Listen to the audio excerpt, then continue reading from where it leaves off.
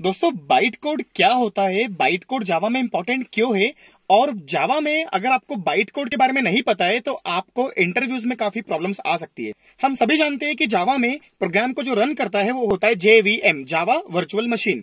अगर हमारे पास जावा में JVM इंस्टॉल नहीं है तो आप कभी भी जावा के कोड को रन नहीं कर सकते। अब यहाँ पर सवाल ये उठता है कि अगर हम जावा में जो कोड करते हैं वो कोड कहलाता है सोर्स कोड, और उसको हम सेव करते हैं एक फाइल में, और उस फाइल का जो टाइप होता है वो होता है .java फाइल।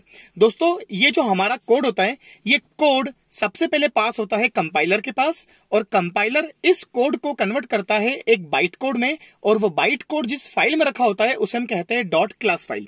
तो दोस्तों सबसे पहले आपको सोर्स कोड लिखकर उसको कंपाइलर से कंपाइल करवाना है, और कंपाइलर उसको कंपाइल करेगा तो उसके बाद वो जनरेट करेगा एक special code which we can say that is a byte code, और उस बाइट कोड को फिर JVM एग्जीक्यूट करेगा पर्टिकुलर मशीन कोड में। दोस्तों मेरा नाम है गौरव, और हमेशा की तरह ये सीरीज है हमारी जावा की इंटरव्यू क्वेश्चंस एंड आंसर्स की, जिसमें आपको हमेशा जावा के वो क्वेश्चंस मिलेंगे जो जनरली इंटरव्यू में पूछे जाते हैं।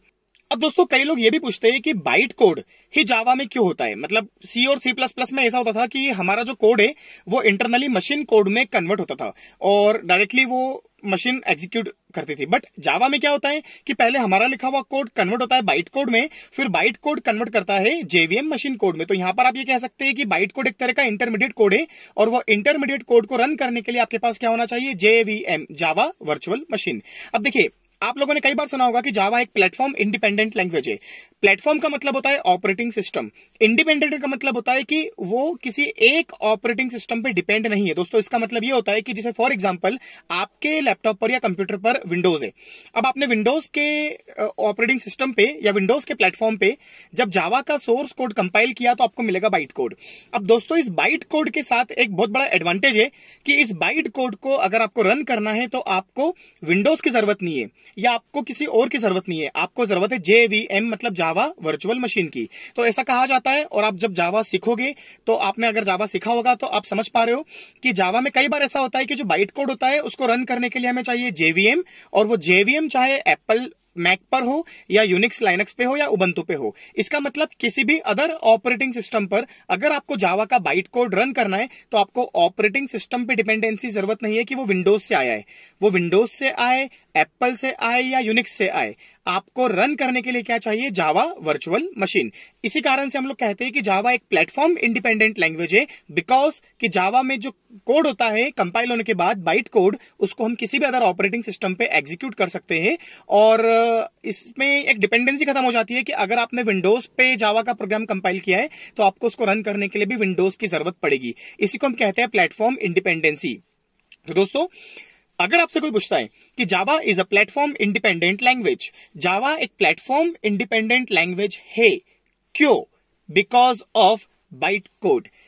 एक बात का और ध्यान रखना, कई लोग आपसे यह भी उलझाने की कोशिश करेंगे कि जावा एक प्लेटफॉर्म इंडिपेंडेंट लैंग्वेज है तो क्या जावा का जो JVM होता है या जावा का जो कंपाइलर होता है वो भी प्लेटफॉर्म इंडिपेंडेंट है। तो दोस्तों एक बात का ध्यान रखना, अगर मेरा ऑपरेटिंग सिस्टम विंडोज है तो मुझे कंपाइलर भी विंडोज का चाहिए, मतलब है जावा का पर वो विंडोज डिपेंडेंट होगा .exe। अगर मेरा ऑपरेटिंग सिस्टम लाइनक्स या उबंटू है तो मेरे पास जो कंपाइलर होगा वो जो भी उनका एक्सटेंशन होता है वहां पर .sh .deb। पर जो लोग मैक यूज करते हैं एप्पल, तो आप लोग ध्यान देना, अगर आपका ऑपरेटिंग सिस्टम मैक है तो आपको जावा का जो कंपाइलर होता है वो .dmg लाना पड़ेगा। इस वाले टॉपिक को अगर आपको समझना है कि ये कंपाइलर .exe क्या होता है, DMG क्या होता है, तो इस वीडियो के नीचे मैंने आपको एक लिंक शेयर करी है, आप उस वीडियो को देखिए। उसमें मैंने यही सिखाया है आपको कि जावा तो एक प्लेटफॉर्म इंडिपेंडेंट लैंग्वेज है, पर जावा का जो सेटअप है वो डिपेंडेंट है।